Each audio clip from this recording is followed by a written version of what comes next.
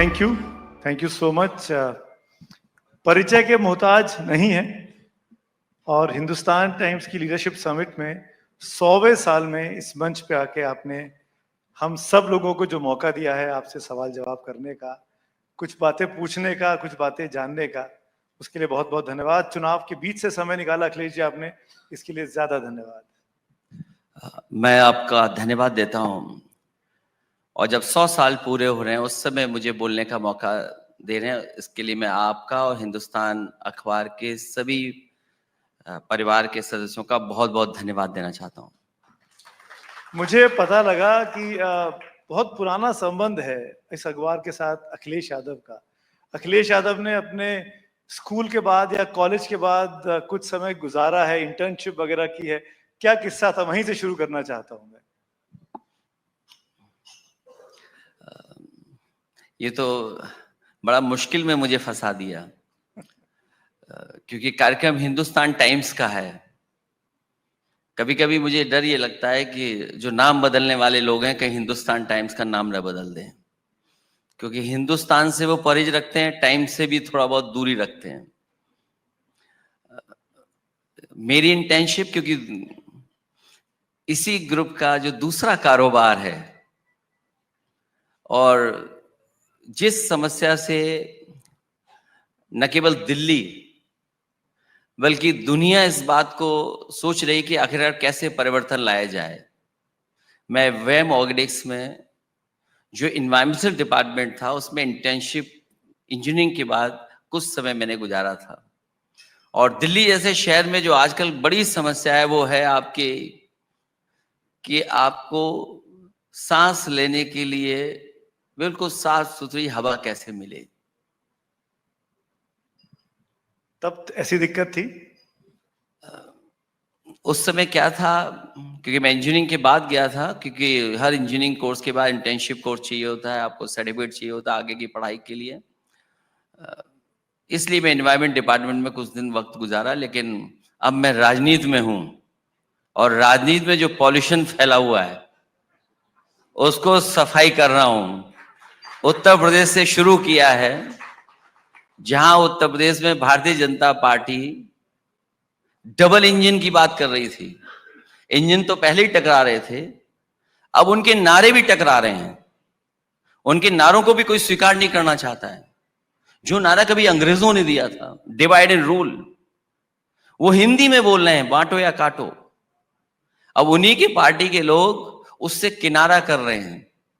तो सोचिए, जिस प्रदेश से मैं आया हूं उसी ने प्रधानमंत्री बनाया है। उस प्रदेश ने प्रधानमंत्री पहले भी बहुत बनाए हैं। इसलिए आजकल मैं राजनीति का जो पॉल्यूशन है उसको ठीक करने में लगा हुआ हूं, उसी का रास्ता अपनाया है। और पॉल्यूशन और पीडीए के साथ मिलकर के मैं सफाई के अभियान में हूं। अखिलेश जी, आप पूरी तरीके से राजनीतिक बातचीत करने के मूड में हैं। मुझे शुरू के 2 क्वेश्चन में ही समझ में आ गया। मैं सीधे चुनाव पे आ जाता हूं। बटेंगे तो कटेंगे नारे के साथ आपने कहा कि वो लोग आप देश को बांटना चाहते हैं, समाज को बांटना चाहते हैं, पर उनका ये कहना है हरियाणा में हम जीते तो इस नारे की वजह से जीते। महाराष्ट्र में हमको जो बड़ा समर्थन मिल रहा है, उनका ऐसा कहना है कि 4 महीने का जो परिणाम थे लोकसभा के वो बदल रहे हैं अब आते आते, और उसमें इस तरह के नारे, इस तरह के सेंटिमेंट्स अब हमारे साथ हैं। वोट जिहाद की बात भी की जा रही है। अगर दुनिया के लोकतंत्र में हम अगर देखेंगे और भारत के इतिहास में देखेंगे तो इतना नकारात्मक नारा किसी पॉलिटिकल पार्टी ने नहीं दिया होगा। इतना नकारात्मक नारा है ये। और सवाल ये नहीं है कि हम तो उत्तर प्रदेश में देख रहे हैं कि इंजन टकरा रहे हैं दोनों, जो डबल इंजन का दावा करते थे, अब तो नारा भी इनका टकरा रहा है। जो लोग इस नारे के पक्ष में हैं वो तो जरूर कह रहे हैं, लेकिन बड़ी संख्या में उन्हीं के दल में लोग हैं जो इस नारे से किनारा कर रहे हैं। जो इनके सहयोगी दल हैं वही डिवाइड हो गए हैं इस नारे से। तो ये नकारात्मक नारा है, जनता कभी इसको स्वीकार नहीं कर सकती। इसीलिए समाजवादी पार्टी पीडीए के नारे पर जनता को जोड़ने का काम कर रहे हैं, ये तोड़ने का काम कर रहे हैं। हम लोगों की कोशिश है लोगों को जोड़ करके इनका मुकाबला किया जाए। उन्होंने तो एक है तो सेफ है का नारा भी दे दिया है। वो इसलिए दिया क्योंकि वो बांटेंगे काटेंगे नहीं कह सकते हैं, इसीलिए मैंने कहा नारा टकरा रहा है। लखनऊ वालों का नारा है और दिल्ली वालों का नारा दूसरा है। मैं आपकी रैलियां देख रहा था पिछले कुछ दिनों से, जो आप यूपी में प्रचार कर रहे हैं उपचुनावों में। आप बार बार इस बात को कह रहे हैं कि 23 नवंबर के बाद मुख्यमंत्री जी बदल जाएंगे। ये आप कहां से निकाल के ला रहे हैं कि योगी आदित्यनाथ की लखनऊ में छुट्टी हो जाएगी, कोई नया मुख्यमंत्री आएगा? ये कौन सी खुफिया जानकारी आपके पास है? खुफिया जानकारी इसलिए है कि हरियाणा में क्या हुआ था। हरियाणा में क्या हुआ? बीजेपी चुनाव जीती थी, मुख्यमंत्री बदला उन्होंने। तो पहले ही बदल आप दिया था। अपने ही सवाल से भटक गए। तो पहले ही बदल दिया था, चुनाव के बाद थोड़ी बदला। चुनाव के बाद, इसीलिए वो जानते हैं उत्तराखंड में क्या हुआ था। और उत्तर प्रदेश में जो लोग समाज में बारूदी सुरंग खोद रहे हैं, उन्हीं के सहयोगी अंदर ही अंदर उनकी कुर्सी हटाने के लिए सुरंग खोद रहे हैं। ये कहा जा रहा है कि इस बार पूरा का पूरा संघ परिवार मिलकर चुनाव लड़ रहा है। यूपी का बाई इलेक्शन हो, चाहे महाराष्ट्र का चुनाव हो, चाहे झारखंड का चुनाव हो, जो कि लोकसभा चुनाव में नहीं देखा गया, जो कि बयान आया था अध्यक्ष का कि हमको संघ की आवश्यकता नहीं है। अब ऐसा नहीं है। ये बात आपको नहीं कहना चाहिए, ये संघ के लोग कहें तो मैं स्वीकार करूंगा। अखबारों में आ रहा है। जब तक संघ के लोग नहीं कहेंगे मैं स्वीकार नहीं करूंगा। आपको लगता है कि संघ के लोग नहीं कह रहे? संघ के लोगों ने जितनी ताकत लगानी थी यूपी में लगाई थी, और उसके बाद भी उत्तर प्रदेश की जनता ने उन्हें स्वीकार नहीं किया। और इसलिए स्वीकार नहीं किया, ये संविधान से खिलवाड़ कर रहे हैं, आरक्षण से खिलवाड़ कर रहे हैं, लोकतंत्र में जो अधिकार है उन अधिकारों को छीन रहे हैं। तो ये लड़ाई अभी खत्म नहीं हुई है। जब तक यूपी से और दिल्ली से सरकार नहीं हटेगी तब तक संविधान और लोकतंत्र की लड़ाई इसी तरह चलती रहेगी। अखिलेश जी, अगर मैं छात्रों की भाषा में बात करूं तो 10वीं की परीक्षा, 10वीं का बोर्ड जो अभी आपका निकला मई जून में, आपने बहुत अच्छे से उत्तीर्ण किया। अब आप 12वीं की परीक्षा की तैयारी कर रहे हैं, जो कि 27 में आपका विधानसभा का चुनाव आएगा। लेकिन इस बीच में ये उपचुनाव आ गया, जो 11वीं की परीक्षा है, जो 9 सीटों पे हो रहे हैं। क्या आपको लगता है ऐसा क्या किया था समाजवादी पार्टी ने कि वो नंबर 1 पार्टी इस बार लोकसभा के चुनावों में बन गई और बीजेपी नंबर 2 पे खिसक गई? ये उपचुनाव जो होने जा रहे हैं, अगर प्रतिशत के हिसाब से मैं कहूं तो 100% इस बार भारतीय जनता पार्टी हारने जा रही है। और अगर संख्या के बारे में मैं कहूंगा तो 9 की 9 सीटें भारतीय जनता पार्टी हारेगी। और इसलिए हारेगी क्योंकि चुनाव क्यों टाले इन्होंने? चुनाव इसलिए टाले क्योंकि डर था उनको चुनाव ना हार जाएं। जो तारीखें उन्होंने दी थी चुनाव की, वो 13 तारीख थी। जब उन्हें इस बात का एहसास हुआ कि पूरे उत्तर प्रदेश में लोग दूसरे हिस्से में देश में जो काम कर रहे हैं वो छुट्टी पे आए हुए हैं, त्योहार बना करके रह रहे हैं, और त्योहार के बाद वो छुट्टी बढ़ा लिए हैं, वोट डाल करके जाएंगे, इसकी भनक जब भारतीय जनता पार्टी को लग गई पता, तो उसके बाद उन्होंने तारीख बदल दी। आखिरकार चुनाव क्यों टाला? और फिर अयोध्या का भी चुनाव टाला। भारतीय जनता पार्टी के लोग दोबारा अयोध्या में नहीं हारना चाहते थे, इसलिए चुनाव वहां भी उन्होंने टाल दिया। आप मुझे वो फॉर्मूला तो बताइए कि 37 लोकसभा सांसद कैसे आए? अखिलेश यादव ने क्या तैयारी की थी जो आपका पार्टी का परफॉर्मेंस इतना शानदार हो गया इस बार? भारतीय जनता पार्टी का हर नारा नेगेटिव है। एनडीए एन से शुरू होकर के नेगेटिव हैं। ये नकारात्मक लोग हैं दलितों के लिए, ये नकारात्मक लोग हैं आदि आबादी के लिए, ये नकारात्मक लोग हैं, इनकी विचारधारा है अल्पसंख्यक के लिए, आदि आबादी के साथ साथ आदिवासियों के लिए भी। क्या कोई कल्पना कर सकता है जिन्होंने कुकर्म किए हों उनको माला पहना करके स्वागत करते हों? अभी हाल ही में प्रयागराज में जो आंदोलन हुआ, एक बेटी जो थी उसकी बैसाखी छीन ली इन्होंने, बैसाखी छीन ली इन्होंने।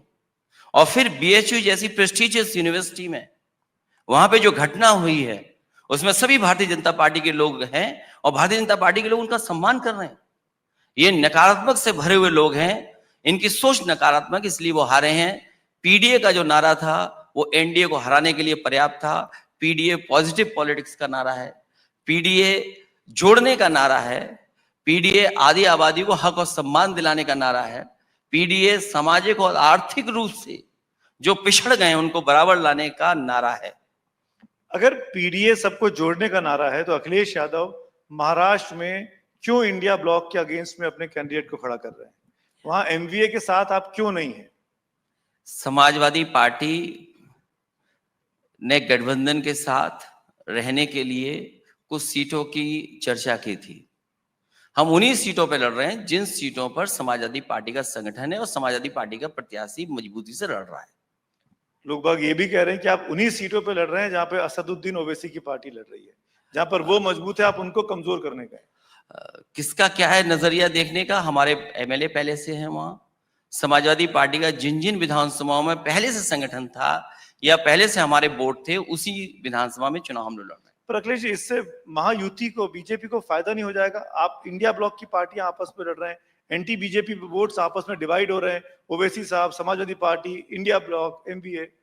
समाजवादी पार्टी और इंडिया गठबंधन वहां जीते, एमवीए जीते, उसके पक्ष में काम करेगी। पर कहां हो रहा है, ये तो मैं पूछ रहा हूं आपसे। जहां हमारे सिटिंग एमएलए हैं, 2 सिटिंग एमएलए हैं हमारे, और जहां अच्छी सीटें लड़ रहे हैं, एक हमारी अलायंस में है, शरद पवार जी की पार्टी के साथ है हमारा एक, और बाकी 2 जगह हैं, 3 जगह हम चुनाव लड़ रहे हैं और कहीं नहीं चुनाव लड़ रहे हैं। वहां वही जीतेगा, इंडिया गठबंधन का जीतेगा। सरकार किसकी बन रही है महाराष्ट्र में? कह पाना मुश्किल है, लेकिन इंडिया गठबंधन अच्छे वोटों से वहां जीतने जा रहा है, अच्छी सीटें जीतने जा रही है। आपको भरोसा नहीं है कि शरद पवार, उद्धव ठाकरे कांग्रेस से चुनाव जीत सकते हैं? मुझे पूरा भरोसा है अब कि इनका एनडीए कहना और मुश्किल इंडिया है। गठबंधन भारी बहुमत से जीत करके आ रहा है। ये आपने सेकंड क्रॉस क्वेश्चन में आपने कहा है, पहले आपने जो दिल से कहा था उसमें ये नहीं कहा था। कोई डाउट है, संशय है? क्या है कि भारतीय जनता पार्टी के लोग ऐसे हैं कि एग्जिट पोल में भी जुगाड़ कर देते हैं। अभी हाल में आपने एग्जिट पोल नहीं देखे थे? जुगाड़ क्या थी उनकी? वो एग्जिस्ट ही नहीं करता उनके लिए, ऐसी जुगाड़ है। लोकसभा में याद कीजिए, यूपी में क्या था एग्जिट पोल, क्योंकि उनके जुगाड़ के बैठे हुए लोग वहां पर एग्जिट पोल दिखा रहे थे। बाद में परिणाम क्या आया? मैं वापस आपको यूपी की तरफ लेके आता हूं, महाराष्ट्र से। अखिलेश जी, कैसी केमिस्ट्री है आपके बीच में और राहुल गांधी के बीच में? क्योंकि आपने यूपी की 9 की 9 बाई इलेक्शन की सीटें आप खुद लड़ रहे हैं। कांग्रेस 5 सीट मांग रही थी, आपने एक भी नहीं दी। महाराष्ट्र में भी आपने उनको चुनौती दे दी। तो राहुल गांधी से कोई वैमनस्यता है या दोस्ती है? इसका मतलब यह कि आपको कोई जानकारी नहीं है। समाजवादी पार्टी और कांग्रेस की ये रणनीति है। हमारी और राहुल गांधी जी की ये चर्चा होने के बाद फैसला लिया गया है कि पूरे उत्तर प्रदेश में जो बाई इलेक्शन हो रहा है उसमें समाजवादी पार्टी लड़ेगी, इंडिया गठबंधन का साथ है और कांग्रेस के सभी पदाधिकारी हमारा साथ दे रहे हैं। अमेठी में क्या हुआ? राहुल गांधी चुनाव लड़ने आए, शुरू में था कि लड़ेंगे नहीं लड़ेंगे, क्या ऐसी कोई चर्चा हुई कि समाजवादी पार्टी ने, अखिलेश यादव ने भरोसा दिलाया कि हम आपके साथ हैं, आप लड़िए आके? भारतीय जनता पार्टी अगर बेईमानी नहीं करती तो उत्तर प्रदेश में 55 और 60 इंडिया गठबंधन सीटें जीत जाता। भारतीय जनता पार्टी ने बड़े पैमाने पे बेईमानी की वहां पर, और मैं केवल यही नहीं बोल रहा हूं, मैं रिजल्ट आने के बाद भी और कई मौकों पर बोला। इस बार जनता ने मन बना लिया था कि भारतीय जनता पार्टी के खिलाफ मतदान करेंगे, और उसका परिणाम यह हुआ कि कांग्रेस पार्टी और समाजवादी पार्टी का अलायंस अमेठी में लड़ा, वो भी जीते। रायबरेली में लड़े, हालांकि पहले से जीत थी, वहां भी जीते हम लोग। और बहुत सारे महत्वपूर्ण नेता जो भारतीय जनता पार्टी के थे वो सभी हार गए, और देश के प्रधानमंत्री जी भी वोट से हारे। वो जीते जरूर, लेकिन पहले से ज्यादा जो उनका लक्ष्य था जीतने का, लेकिन वोट में वो भी हार गए। राहुल गांधी को कैसे भरोसा दिलाया कि वो अमेठी जीत सकते हैं? वो लड़ना नहीं चाह रहे थे, वायनाड में खुश थे वो। कांग्रेस पार्टी नेशनल पार्टी है, वो हमसे बेहतर समझती है चीजों को, इसलिए मैं राय क्या दूंगा उनको। लेकिन हमारी पार्टी ने पूरी जिम्मेदारी के साथ जो अलायंस में लोग लड़े उनके साथ खड़े दिखाई दिए। 2 चुनाव ऐसे थे, 2 सीटें यूपी इलेक्शन में ऐसी रही जो चर्चा में रही, देश में आज भी हैं। एक तो अमेठी की हमने बात कर ली, दूसरी अयोध्या की। अयोध्या का चुनाव आप जब प्रचार करने गए थे तो आप अपने ही विधायक को पूर्व विधायक बोल गए, और फिर वही अवधेश जी चुनाव जीत के सांसद बन गए, और आज सबसे करीबी आपके सांसदों में से वो हैं। तो अयोध्या आप कैसे जीते, जहां पर बीजेपी ने इतना काम किया, बीजेपी कहती है? काम क्या किया है वोट से पता लग गया, और वोट से न केवल अयोध्या हारे हैं लोग, कई सीटें और भी हारे हैं। मुझे याद है लोकसभा में जीतने के बाद कुछ लोग चर्चा कर रहे थे कि अयोध्या बीजेपी हार गई, हम लोगों ने तो इतना काम किया वहां पर, हम हार गए। ये बात जब मैंने सुनी तो मैंने उनसे कहा कि आपने तो 1000 करोड़ का मंदिर बनाया था, आप चुनाव हार गए। मैंने तो 15,000 करोड़ का एक्सप्रेस वे बनाया था, मैं चुनाव हार गया। तो जनता क्या स्वीकार कर रही है? और जहां तक सवाल, क्योंकि हमारे मंच में बहुत सारे साथी पूर्व विधायक थे, गलती से पूर्व विधायक में उनको भी बोल गया, उन्होंने मेरी गलती सुधारी, मैंने सुधारा, और परिणाम ये हुआ कि जनता ने अयोध्या में भारतीय जनता पार्टी को करारी हार दी। और अयोध्या की वो हार है जिसकी वजह से भारतीय जनता पार्टी के लोग सो नहीं पा रहे हैं। तो क्या ये मैं सही समझ रहा हूं अखिलेश जी कि बीजेपी की हार ज्यादा है, पीडीए या सपा की जीत कम है? ये बीजेपी अपने कर्मों से हार रही है, आप ये कह रहे हैं? मेरी किसी बात पे आप नकारात्मक बातें ना निकालें। वो हमारे मुख्यमंत्री जी पे छोड़ दीजिए। उनकी नकारात्मक सोच की वजह से ही भारतीय जनता पार्टी हारी है, और भारतीय जनता पार्टी की जो नकारात्मक सोच है उसकी वजह से हारे। सोचिए आप, जिस स्टेट ने और जिस स्टेट के पास जो समाजवादियों ने काम किए थे, चाहे वो एक्सप्रेसवे बनाए हों, मुझे याद है वो दिन जिस दिन प्रधानमंत्री जी हरकुलिस विमान से सड़क पर उतरे थे, वो डिजाइन भारतीय जनता पार्टी की नहीं थी। वो अलाइनमेंट, वो डिजाइन अगर किसी की थी तो वो समाजवादी सरकार का बना हुआ हाईवे उस समय की डिजाइन थी। वो हाईवे आज तक आगे नहीं बढ़ा पाए। समाजवादियों ने जो बड़े बड़े इंफ्रास्ट्रक्चर के काम किए, जो पावर सेक्टर में काम किया, इस सरकार ने केवल बिल ज्यादा लिया, महंगी बिजली कर दी, चाहे वो इंडस्ट्रियल हाउसेस को हो, चाहे आपके डोमेस्टिक हाउसेस को, सबकी बिजली महंगी कर दी। एक भी पावर का बिजली का कारखाना नहीं लगाया। और जो ट्रांसमिशन लाइन से लेकर के डिस्ट्रीब्यूशन में जो सुधार हुआ था, वो भी सुधार बीजेपी ने नहीं किया। और उसका परिणाम यह हुआ कि भारतीय जनता पार्टी को उत्तर प्रदेश से हारना पड़ा। अगर उन कामों को और अच्छा किया गया होता और उत्तर प्रदेश को लाभ मिला होता। ये डबल इंजन की सरकार तो बोल रहे हैं, लेकिन डबल इंजन ने यूपी को क्या दिया?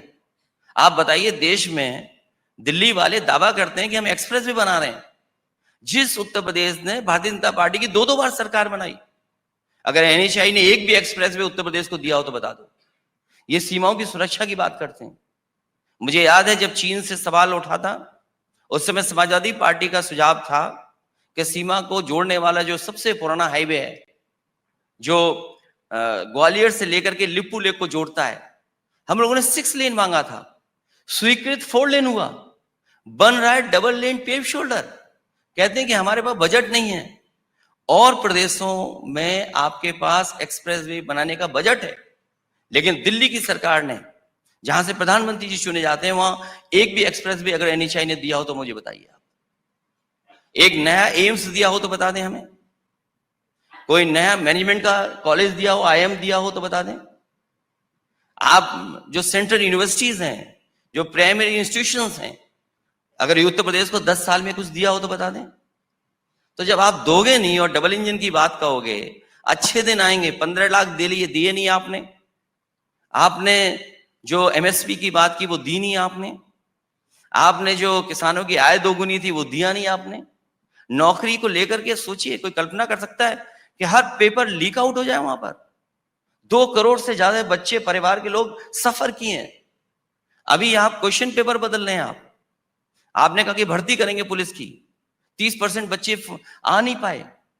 30% क्वेश्चन आपके क्वेश्चन पेपर में गलत हैं। आप अग्निवीर जैसी व्यवस्था लाए और कहते हैं कि हमारे पास क्योंकि बजट कट करना है, हम लिए इसलिए अग्निवीर नहीं लाएंगे, अग्निवीर इसलिए व्यवस्था लाए। तो उत्तर प्रदेश की जनता और नौजवान कभी स्वीकार नहीं कर सकता, क्योंकि भारतीय जनता पार्टी के एजेंडे में रोजगार, नौकरी नहीं है। जो लोग ये कहते हैं कि $1 ट्रिलियन इकोनॉमी बनाएंगे, और दिल्ली वाले कहते हैं $5 ट्रिलियन इकोनॉमी बनाएंगे। $1 ट्रिलियन इकोनॉमी बनाने के लिए आपको कितना चाहिए? आपको ग्रोथ रेट क्या होनी चाहिए? क्या ग्रोथ रेट आप पा रहे हैं? आप प्राइवेट इन्वेस्टमेंट कितना ला पा रहे हैं? आपने एमओयू साइन करा दिए 3 लाख या 5 लाख करोड़ के, लेकिन जमीन पे इन्वेस्टमेंट क्या पहुंचा? आप कहते हैं कि माफियाओं से हमने 64,000 एकड़ जमीन वापिस ले ली है, लेकिन आपको इन्वेस्टमेंट के लिए चाहिए 1 लाख से ज्यादा एकड़ जमीन चाहिए आपको इन्वेस्टमेंट के लिए। क्या किया आपने? और फिर आज जब हम देखते हैं, आज के दिन अफगानिस्तान रुपए के मामले में मजबूत हो रहा है और भारत कमजोर दिखाई दे रहा है। आप गूगल कर लीजिए, अभी अभी पता लग जाएगा कि अफगानिस्तान का रुपया हमसे आगे बढ़ गया कि नहीं बढ़ गया। ये क्या सपने दिखा रहे हैं? इसलिए भारतीय जनता पार्टी हारी है उत्तर प्रदेश में। पर अखिलेश जी, इस लंबे से जवाब के बाद ये जरूर समझाइए कि आप प्रयागराज क्यों नहीं गए? छात्रों का प्रोटेस्ट चल रहा है, अभी भी चल रहा है। ये कहा गया कि समाजवादी पार्टी पीछे से फ्यूल कर रही है इस चीज को, क्योंकि चुनाव होने वाले हैं, वोट पड़ने वाले हैं। ये भारतीय जनता पार्टी की नकारात्मक सोच है। नकारात्मक जो सोच वाले हैं वो नकारात्मक ही बोल सकते हैं। मैंने अपने अयोध्या और प्रयागराज जाने के बाद, जो मैं प्रयागराज गया, उसमें मैंने यही कहा कि लोग ये सवाल खड़ा करेंगे कि हम इस आंदोलन को राजनीतिकरण कर रहे हैं, इसीलिए मैं जानबूझ करके नहीं गया। और हमारा समर्थन उन बच्चों के साथ है, जो बच्चों की मांग है वो जायज है, सरकार को स्वीकार कर लेना चाहिए। और तब सरकार को स्वीकार करना चाहिए जब सरकार ये कहती है कि 1 नेशन 1 इलेक्शन। आप ये एग्जाम नहीं करा पा रहे उत्तर प्रदेश में, और क्या सपना देश को दिखा रहे हो कि 1 इलेक्शन 1 नेशन? आप एक क्वेश्चन पेपर नहीं कर सकते। आप तो मुख्यमंत्री रहे हैं, मैं आपसे प्रशासनिक तौर पर पूछता हूं अखिलेश जी, क्या ये व्यवस्था यूपी के अंदर है कि इकट्ठे 10-11 लाख लोगों के साथ एक शिफ्ट में पेपर करा लिया जाए? यही सवाल मैं आपसे पूछता हूं कि इतने बड़े देश में क्या 1 इलेक्शन 1 कर सकते हैं आप? 1 नेशन 1 इलेक्शन कर सकते हैं आप? आपको कितना इंफ्रास्ट्रक्चर चाहिए? मैं छात्रों को लेकर कंसर्न हूं, मैं चुनाव पे बाद में आऊंगा। क्या ये संभव है एक तो शिफ्ट में पूरा एग्जाम हो जाए? 10-11 क्यों नहीं हो लाख सकता है? यूपी में इतनी सुविधा है? क्यों नहीं हो सकता है? यूपी में किसी चीज की कमी नहीं है। और अभी कुछ दिन पहले इन्होंने खुद परीक्षा कराई थी पुलिस भर्ती की, और ये दावा किया था कि हम देश की नहीं दुनिया की सबसे बड़ी भर्ती का परीक्षा कराएंगे।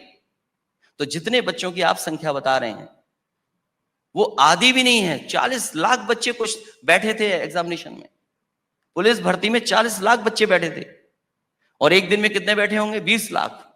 और आप कितने बच्चों की बात कर रहे हैं आप? 10-11 लाख। तो सोचिए, जो सरकार ये रिकॉर्ड बनाने के लिए 20 लाख बच्चों को एक साथ एग्जामिनेशन में बैठाया, वो कुछ हजार बच्चों का एग्जामिनेशन नहीं करा सकती। सच्चाई ये है कि आयोग अयोग्य हो गया है, अयोग्य है वो। इनके एजेंडे पे नौकरी नहीं है, नौकरी उलझाना है। और अगर नौकरी का रिजल्ट भी आ जाए तो ये जाकर के कोर्ट में उलझा देते हैं। आप देखिए 69,000 वाले बच्चे हाई कोर्ट से लेकर के कितना लड़ेंगे, कितने साल हो गए उनके लिए। आप उनके आरक्षण के साथ खिलवाड़ कर रहे हैं। जो लोग ये कहते हैं कि संविधान और का मुद्दा खत्म हो गया है, बाबा साहब भीमराव अम्बेडकर जी का संविधान की बात अब नहीं होगी। 69,000 वाले बच्चे अभी तक आंदोलन कर रहे हैं। इसीलिए आप योगी वर्सेस प्रतियोगी बोलते हैं? आपको इसमें चुनाव दिखता है, वोट दिखाई देते हैं? नहीं, योगी बनाम प्रतियोगी इसलिए बोलता हूं कि सब पढ़े लिखे बच्चे हैं जो कोचिंग करके आए हैं, अपनी मेहनत से परीक्षा देना चाहते हैं। जो मेज और टेबल और कुर्सी लगा करके पढ़ते थे उन्हें आपने धरने पे बैठा दिया। इसलिए मैं कह रहा हूं, आप में एक नई ऊर्जा, नई स्फूर्ति दिखाई देती है अखिलेश जी। मैं आपको थोड़ा सा पीछे लिए चलता हूं। 2017 में जब आप चुनाव हारे मुख्यमंत्री के तौर पर, 17 से लेके 22 तक का जो दौर रहा, जो 4-5 साल का वक्त रहा, क्या करते थे आप? क्या सोचते थे आप? रिवाइवल का क्या प्लान बनाते थे? कहां से कोचिंग ले रहे थे? कहां से लेसन सीख रहे थे? कोचिंग कहीं से नहीं ली, केवल पीडीए बना दिया मैंने। एनडीए को हराने के लिए पीडीए बना दिया। पीडीए से घबराए हुए हैं ये लोग, पीडीए से डरे हुए हैं लोग। क्या ऐसा लगता था कि लौटना मुश्किल हो जाएगा उस दौर में? कठिन पर रास्ता है, बीजेपी के बहुत नंबर्स आ रहे थे। देखिए, जो व्यक्ति ये सोच ले कि कल कुछ बदलाव नहीं हो सकता है, मैं उनमें से नहीं हूं। मैं जानता हूं, मैं सोचता हूं कि हर काम हो सकता है, संभव है। इसीलिए लगातार हम लोगों ने मेहनत की, और वो मेहनत जो दिखी नहीं वो रिजल्ट में बाद में दिखाई दी। 2022 के चुनाव के बाद हम लोग लगातार काम करते रहे, और उसका परिणाम ये हुआ कि पीडीए की रणनीति और इंडिया गठबंधन का साथ हम लोगों ने भारतीय जनता पार्टी को 2 नंबर पर पहुंचा दिया। तो इस पीडीए के फॉर्मूले के लिए आप किसको श्रेय देंगे अपनी पार्टी में? किसने आपको ये आइडिया दिया? हमारे बहुत सारे साथी हैं, और ये लड़ाई कोई नई नहीं है। ये बाबा साहब भीमराव अम्बेडकर जी का सपना है, डॉक्टर राम मनोहर लोहिया जी का वही सपना है, नेताजी का वही रास्ता था, उसी रास्ते पे हम लोग चल रहे हैं। बस केवल उसमें शब्दों का हम लोगों ने केवल बदला है। और देखिए पीडीए का असर ये देखिए, हमारे उत्तर प्रदेश की सरकार और मुख्यमंत्री को डीएपी में भी पीडीए दिखाई दे रहा है, और उसका परिणाम यह कि आज डीएपी किसी किसान को मिल ही नहीं रही है, क्योंकि शब्द दोनों में एक है। तो उन्हें लगता है कि डीएपी पीडीए है, इसलिए किसी किसान को भी खाद नहीं मिल पा रही है। कोई कल्पना कर सकता है कि आप 1 ट्रिलियन और 5 ट्रिलियन डॉलर की इकोनॉमी का सपना देखते हो और किसान की फसल बर्बाद हो जाए, उसे इंतजार करना पड़ जाए खाद के लिए। ये जो बड़े बड़े सपने दिखा रहे हो, बड़ी बड़ी बातें कर रहे हैं, सोचिए वो खाद नहीं उपलब्ध करा पा रहे किसानों को, और न केवल खाद बल्कि जब पैदावार बढ़ जाए तो उसकी मूल्य भी नहीं दे पा रहे। अखिलेश जी, कल झांसी में एक दुखद हादसा हुआ। आपका ट्वीट देखा मैंने, आपने कहा कि ऑक्सीजन सिलेंडर में आग लगी। खबर ये आ रही है कि वहां शॉर्ट सर्किट हुआ है, तो आपने क्यों पहले वो ट्वीट किया? आपके पास कहां से जानकारी आई? हमारे वर्कर हैं, और अगर भारतीय जनता पार्टी ने 500 बेड का हॉस्पिटल बना खड़ा है वहां पर झांसी में, जो समाजवादी सरकार में बना है, अगर उस इंफ्रास्ट्रक्चर को और अच्छा किया होता तो शायद ये हादसा नहीं होता। सरकार आखिरकार काम क्यों नहीं कर रही है? सरकार को जो काम करना चाहिए वो काम क्यों नहीं कर रहे हैं? केवल चुनाव, और चुनाव के साथ साथ रणनीति कैसे बनाएं, साजिश कैसे करें, समाज में कैसे बारूदी सुरंग पैदा की जाए, बारूद की सुरंग कैसे बनाई जाए। ये बारूद बिछाने वाले लोग कभी अस्पताल और स्वास्थ्य के बारे में चिंता नहीं करेंगे। इसीलिए मैंने कहा, इन्होंने जो एम्स दिए थे, जो पिछली सरकार में समाजवादी सरकार में बने थे, क्या वो एम्स चल रहे हैं? क्या वहां पर्याप्त डॉक्टर्स हैं? क्या पर्याप्त इंफ्रास्ट्रक्चर है? अगर एम्स में नहीं है और प्रेस्टिजियस जो हॉस्पिटल्स हैं आपके, उनमें इंतजाम नहीं है, तो झांसी जगह कैसे उम्मीद कर सकते हो?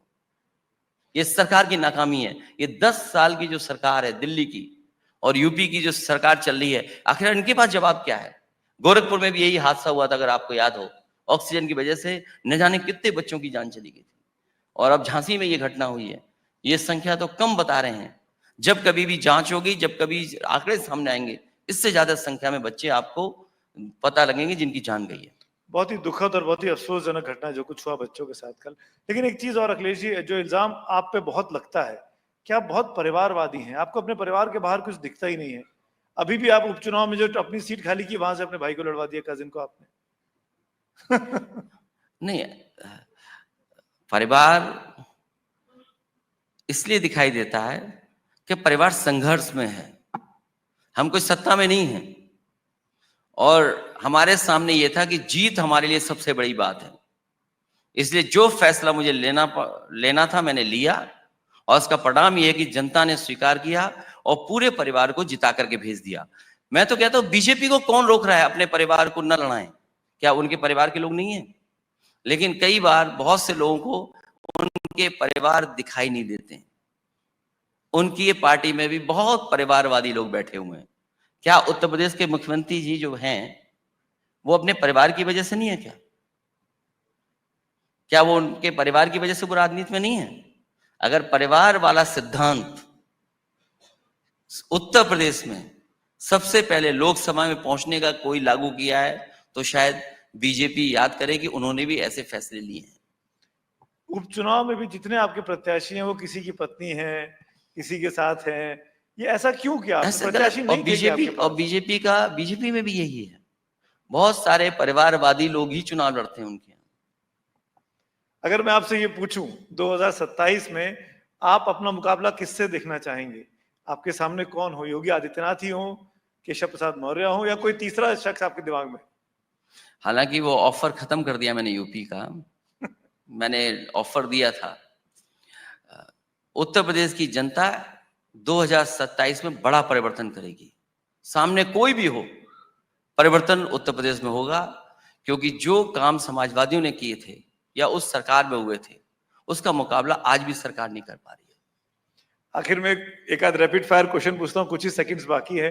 अगर आपको किसी एक को चुनना पड़े, 2 नाम बताऊंगा, तो किसको चुनेंगे दोस्त के तौर पर, राहुल गांधी या प्रियंका गांधी? आप एक ही को कहते हो, ये तो हमारे लिए अच्छी बात है कि दोनों ही हों साथ। और आप अपना बड़ा दुश्मन किसको मानते हैं, दिल्ली में मोदी जी या लखनऊ में योगी जी? नकारात्मक लोग कहीं हो, चाहे दिल्ली में हो चाहे लखनऊ में हो। आपका बड़ा दोस्त कौन है, ओवैसी जी या चाचा शिवपाल? देखिए, दोस्त अच्छे ही बनाऊंगा मैं, जब बनाऊंगा तो दोस्त अच्छे ही बनाऊंगा मैं। चलिए, बहुत बहुत शुक्रिया हमसे बात करने के लिए Akhilesh ji. Thank you Thank so you much so much. Audience. Thank you, lovely talking to Akhilesh ji as thank you usual. So much.